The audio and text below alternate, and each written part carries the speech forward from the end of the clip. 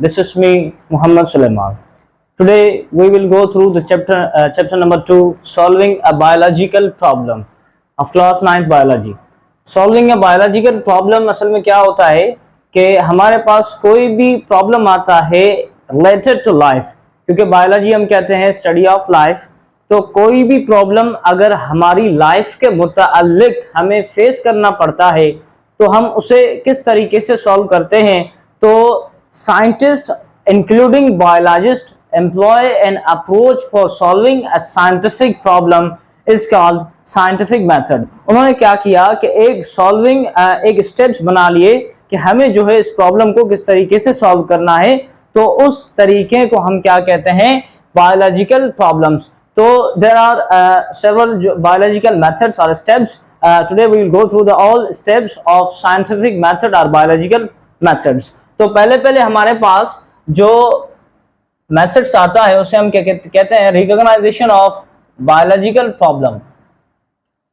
Recognition of biological problem हमारे पास पहला स्टेप्स जो कि बायोलॉजिकल प्रॉब्लम में बायोलॉजिकल मेथड्स में आता है या साइंटिफिक मेथड्स में आता है, उसको हम कहते हैं रिकॉग्नाइजेशन ऑफ बायोलॉजिकल प्रॉब्लम। अच्छा, पहले तो आपको ये पता होना चाहिए कि भाई प्रॉब्लम कौन सा है, या हमें पहले ये पता होना चाहिए कि मसला है कौन सा, कि कौन सी डिजीज है। एग्जाम्पल हमारे पास जो है वो कोरोना वायरस आई थी, कोरोना वायरस की डिजीज आई थी, तो उसकी जो वैक्सीन है वो भी इस मेथड्स के जरिए से बनाई गई। तो पहले स्टेप्स क्या होता है कि प्रॉब्लम को पहचानना कि प्रॉब्लम कौन सी है, कौन सी डिजीज है, और उसके बाद नंबर सेकंड जो हमारे पास स्टेप आता है उसे हम कहते हैं observation. Observation is very important step in biological methods or scientific method। Observation एक बहुत ही अहम तरीन जो है हमारे पास स्टेप आता है।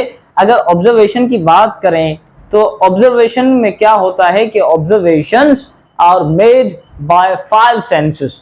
ऑब्जर्वेशन को जो है वो 5 सेंसेस के जरिए जो है वो बनाया जाता है। एग्जाम्पल हियरिंग, स्मेलिंग, टेस्टिंग और विजन, ये जो चीजें हैं इनके जरिए हम क्या करते हैं, एक ऑब्जर्वेशन जो है बनाते हैं। और उसके बाद there are 2 types of observation.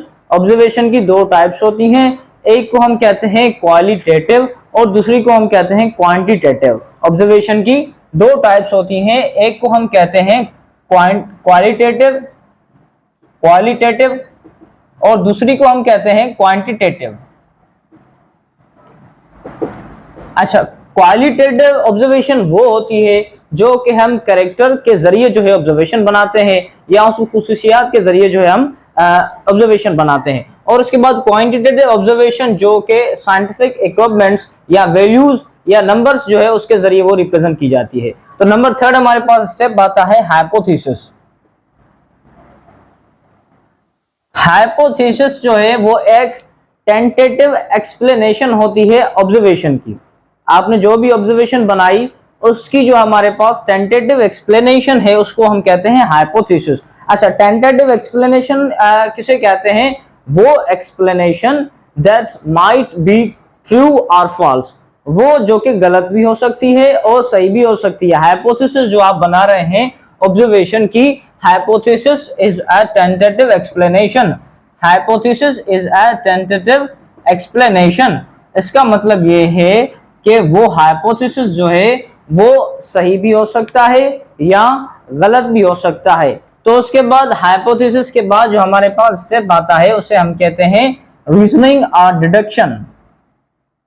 Reasoning और डिडक्शन हमारे पास रीजनिंग में 2 चीजें आती हैं, एक है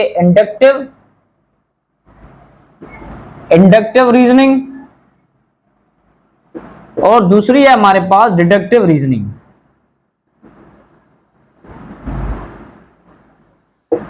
इंडक्टिव रीजनिंग और डिडक्टिव रीजनिंग। तो इंडक्टिव रीजनिंग कहा जाता है कि moves from specific to general.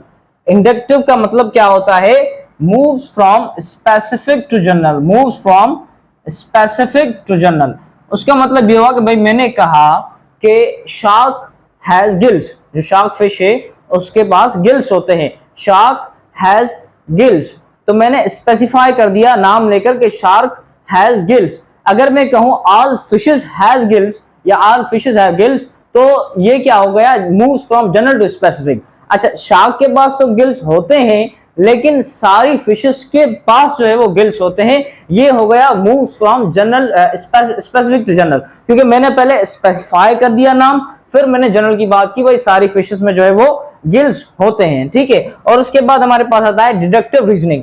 Deductive reasoning का मकसद ये है कि जो भी आपने कलेक्ट किया, जो भी आपने हाइपोथेसिस में आपको मिला, आपने क्या कर दिया, उसे डिडक्ट कर दिया इफ एंड देन लॉजिक इस्तेमाल करके। डिडक्टिव का मकसद यह होता है कि इफ एंड देन लॉजिक आपने यूज करके उस सारी कंक्लूजन या उस सारे हाइपोथेसिस को क्या कर दिया, कंक्लूड कर दिया, डिडक्ट कर दिया। अच्छा, कैसे इफ एंड देन लॉजिक का इस्तेमाल? एग्जाम्पल हम जो है इस चैप्टर में as compare to as reference to malaria पढ़ेंगे। ये जो मेथड्स हैं मलेरिया के रेफरेंस पर पढ़ेंगे। पहले तो मैं आपको ऐसे ही मेथड्स जो है वो उनका इंट्रोडक्शन दे रहा हूं, उसके बाद हम मलेरिया के रेफरेंस में। तो मलेरिया में जो डिडक्टिव रीजनिंग की गई थी वो किया गया था कि if Plasmodium is the cause of malaria, अगर प्लाज्मोडियम जो है वो मलेरिया का काज है, तो all malarial patients have Plasmodium in their blood. जो भी मलेरियल पेशेंट होंगे उनके ब्लड में क्या होगा, प्लाज्मोडियम मौजूद होगा।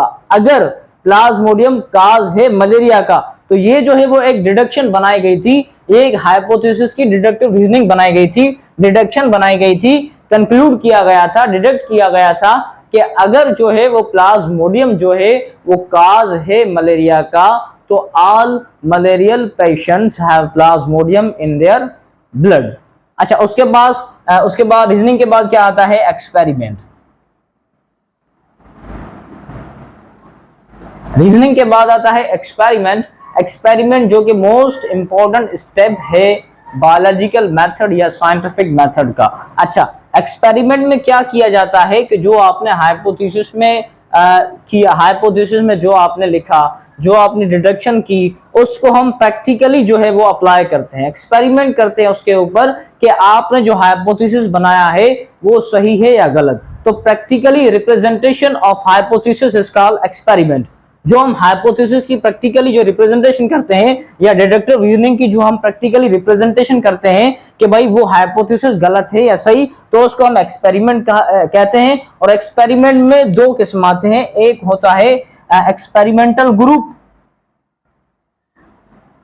एक होता है एक्सपेरिमेंटल ग्रुप, और दूसरा होता है हमारे पास कंट्रोल ग्रुप। एक्सपेरिमेंटल ग्रुप और कंट्रोल ग्रुप, ये दो एक्सपेरिमेंट होते हैं जहां पे एक्सपेरिमेंट किए जाते हैं। तो एक्सपेरिमेंट क्या हुआ कि practical representation of deductive reasoning और हाइपोथेसिस। अच्छा, जब एक्सपेरिमेंट होता है तब पता चल जाता है कि हमारी हाइपोथेसिस जो है वो गलत थी या सही। अगर सही है तो एक्सपेरिमेंट मूव करेगा आगे, अगर जो है वो सही नहीं हुआ, हमारा हाइपोथेसिस गलत हो गया एक्सपेरिमेंट में, तो वापस क्या करना पड़ेगा, न्यू हाइपोथेसिस बनाना पड़ेगा।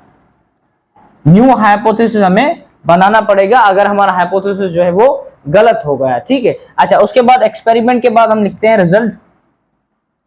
जो भी हमने एक्सपेरिमेंट में देखा वो हम रिजल्ट में जो है वो कंक्लूड करके लिखते हैं। और हमारे पास फिर स्टेप आता है थ्योरी। फिर उसको क्या किया जाता है, एक थ्योरी में जो है वो चेंज किया जाता है। और थ्योरी के बाद आता है लॉ।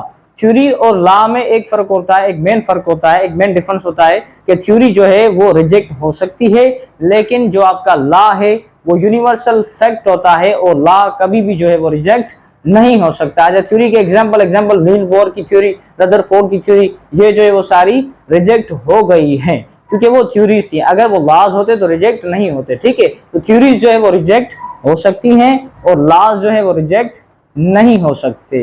तो थैंक यू सो मच, ये जो स्टेप्स है वो कंप्लीट हो गए। अब हम एज मलेरिया के रेफरेंस पर जो है वो न्यू वीडियो पे बात करेंगे।